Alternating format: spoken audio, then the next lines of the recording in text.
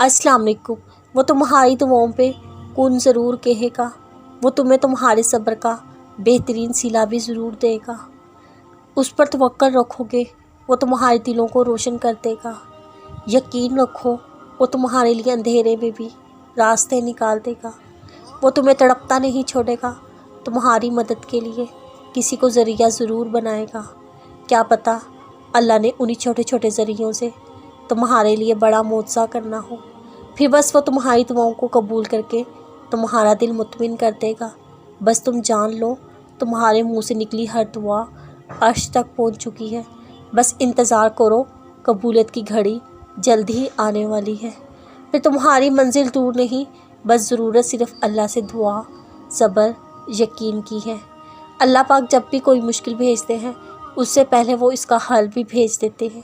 ज़रूरत इस बात की है, हम बजाय मायूस होने के हमें यकीन, सब्र और तवक्कल के साथ उस रब से मदद मांगनी चाहिए और दुआ करनी चाहिए, तो बेचारा मुश्किलात के हल का वसीला बना देता है। बेशक अल्लाह के फ़ैसले हमारे लिए हमेशा बेहतरीन साबित होते हैं, क्योंकि उस फ़ैसले के पीछे की हिकमत मेरे रब ही के पास पोशीदा है। उसे हमसे ज़्यादा अच्छे से मालूम है कि क्या हमारे लिए बेहतर है, इसलिए उसकी रज़ा में राज़ी रहोगे, उससे शिकवा शिकायत ना करोगे तो अपने लिए बेहतरीन मौत से पाओगे। मेरा रब तो हर पल हमारे सोते जागते, उठते बैठते, चलते फिरते हर जगह हमारे पास है, हमारे साथ है। वो हमारे दिलों में रहता है। जब उसकी ज़रूरत हो या कोई मुश्किल आ जाए, दिल पर हाथ रख कर सच्चे दिल से उसे पुकारना, तो देखना वो कैसे हमारे लिए राह निकालेगा, कून फरमा देगा।